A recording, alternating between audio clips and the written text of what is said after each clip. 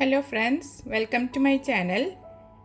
ഇന്ന് ഞാൻ വീട്ടിലുള്ള ഇൻഗ്രീഡിയൻസ് വെച്ചിട്ട് നല്ല ടേസ്റ്റിയും ഈസിയും ആയിട്ട് ഉണ്ടാക്കാൻ പറ്റുന്നൊരു പുലാവിൻ്റെ റെസിപ്പി ആയിട്ടാണ് വന്നിരിക്കുന്നത്. മസാല വെജിറ്റബിൾ പുലാവ്. ഇത് എല്ലാവരും ഉണ്ടാക്കി നോക്കുക. നല്ല ടേസ്റ്റാണ് കഴിക്കാനും. കറിയൊന്നും ഇല്ലാതെ തന്നെ നമുക്ക് റൈത്ത കൂട്ടിയിട്ട് ഇത് കഴിക്കാവുന്നതാണ്. ഇതുപോലുള്ള ഈസി റെസിപ്പികൾ നിങ്ങൾക്ക് ഇഷ്ടമാവുകയാണെങ്കിൽ എൻ്റെ ചാനൽ സബ്സ്ക്രൈബ് ചെയ്യാനും ലൈക്ക് ചെയ്യാനും ഷെയർ ചെയ്യാനും മറക്കരുത്. അപ്പോൾ എല്ലാവരും ഇൻഗ്രീഡിയൻസ് ഒക്കെ എടുത്തു വെച്ചിട്ട് റെഡി ആയിക്കോളൂ. നമുക്ക് ഒരുമിച്ച് ഉണ്ടാക്കിയെടുക്കാം.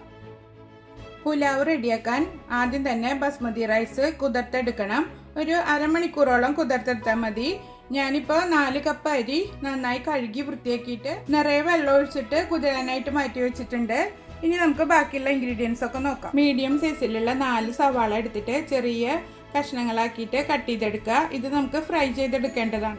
ഒരു പാൻ അടുപ്പത്ത് വെച്ചിട്ട് നന്നായി ചൂടാക്കി എടുക്കുക. അതിലേക്ക് ഒരു 2 ടേബിൾ സ്പൂണ് നെയ്യ് ഒഴിച്ചു കൊടുക്കുക.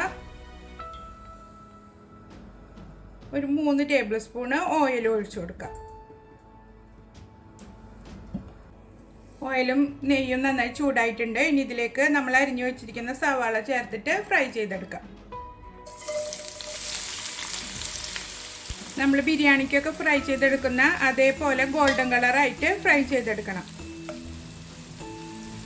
ഉള്ളി ഗോൾഡൻ കളറായി തുടങ്ങിയിട്ടുണ്ട്. ഈ സമയത്ത് നമുക്ക് ഒരു 2 ബേ ലീഫ്, 1 ടീസ്പൂൺ ജീരകം, ഒരു 3-4 കഷ്ണം പട്ട, ഒരു തക്കോലം, കുറച്ച് അണ്ടിപ്പരിപ്പ് ഇതെല്ലാം ചേർത്ത് കൊടുക്കാം. അണ്ടിപ്പരിപ്പ് ഓപ്ഷനിലാണ്. നിങ്ങൾക്ക് ഇഷ്ടമുണ്ടെങ്കിൽ അല്ലെങ്കിൽ കയ്യിലുണ്ടെങ്കിൽ ചേർത്ത് കൊടുത്താൽ മതി. ഇതെല്ലാം ചേർത്തിട്ട് നന്നായി മൂപ്പിച്ചെടുക്കുക. ഇനി നമുക്കിതിലേക്ക് ജിഞ്ചർ ഗാർലിക് പേസ്റ്റ് ചേർത്ത് കൊടുക്കണം. 1 table spoon ginger garlic paste അത് ചേർത്തിട്ട് പച്ചമണം മാറുന്നത് വരെ വഴറ്റിയെടുക്കുക. അപ്പോൾ ഇതാ ജിഞ്ചർ ഗാർലിക് പേസ്റ്റിൻ്റെ പച്ചമണമെല്ലാം മാറി നല്ലോണം മൂത്ത് വന്നിട്ടുണ്ട്. ഇനി ഇതിലേക്കൊരു 3 പച്ചമുളക് നെടുകെ കയറിയത് ഇട്ട് കൊടുക്കുക. ഒരു 3 മീഡിയം സൈസിലുള്ള തക്കാളി ചെറിയ പീസസ് ആക്കിയിട്ട് കട്ട് ചെയ്തെടുത്തിട്ടുണ്ട്. അത് ചേർത്ത് കൊടുക്കുക. തക്കാളി നന്നായി വെന്ത് ഉടയൊന്നും വേണ്ട. അതിന് മുന്നേ തന്നെ ബാക്കി വെജിറ്റബിൾസ് ചേർത്ത് കൊടുക്കുക. ഇത് 2 പൊട്ടറ്റോ ചെറിയ പീസസ് ആക്കിയിട്ട് കട്ട് ചെയ്തെടുത്തതാണ്. ഈ ഒരു സൈസിലാണ് ഞാൻ കട്ട് ചെയ്തെടുത്തിരിക്കുന്നത്. അത് ചേർത്ത് കൊടുക്കുക.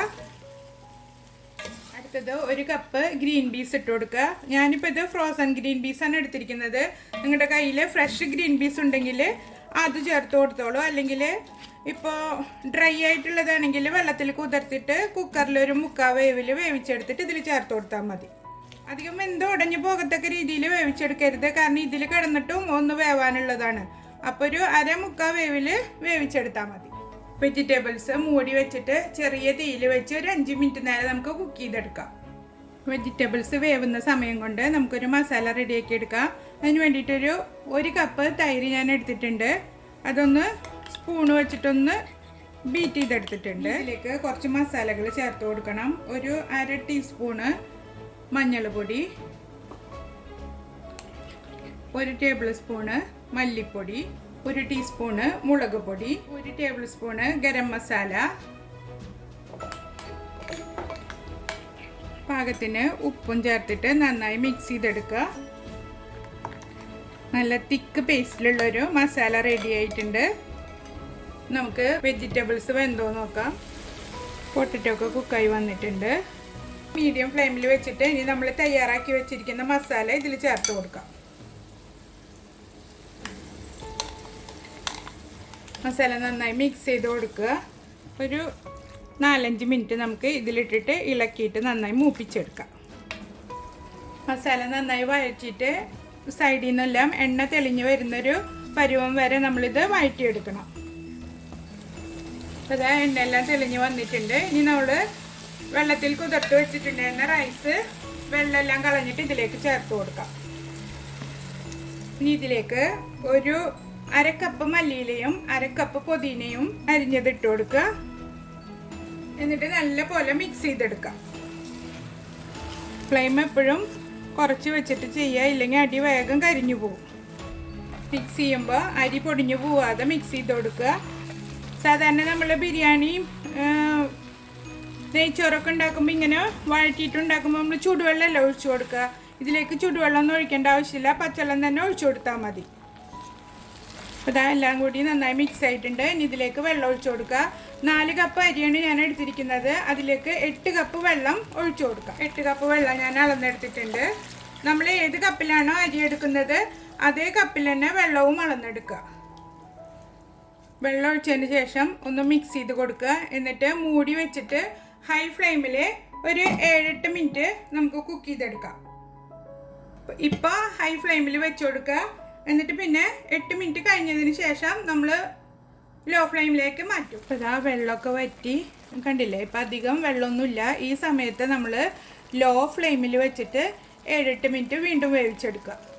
ഇപ്പോൾ ഇതാ ഞാൻ ഓപ്പൺ ചെയ്തിട്ടുണ്ട്. വെള്ളമെല്ലാം വറ്റിയിട്ടുണ്ട്. ഞാൻ പറഞ്ഞ രീതിയിൽ അതേപോലെ തന്നെ ചെയ്യുകയാണെങ്കിൽ കണ്ട ഒട്ടും ഒട്ടി പിടിക്കാത്ത നല്ല അടിപൊളി പുലാവായിട്ട് കിട്ടും. ഒരുപാട് നേരം ഇട്ടിട്ട് ഇളക്കി മിക്സ് ചെയ്യൊന്നും വേണ്ട. ആദ്യത്തെ 8 മിനിറ്റ് ഹൈ ഫ്ലെയിമിൽ വെക്കുക.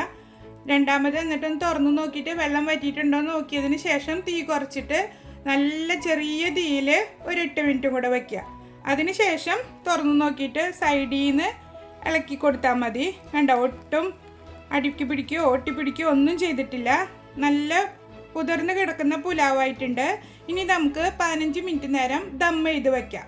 ദം ചെയ്യുമ്പോൾ തീ കത്തിക്കൊന്നും വേണ്ട. തീ ഓഫ് ചെയ്തിട്ട് മൂടി വെച്ചിട്ട് ഒരു 15 മിനിറ്റിന് ശേഷം സെർവ് ചെയ്താൽ മതി. 15 മിനിറ്റ് കഴിഞ്ഞിട്ട് നമുക്കിത് തുറന്ന് നോക്കാം. ആ സമയം കൊണ്ട് നമുക്ക് റൈത്ത റെഡിയാക്കി എടുക്കാം.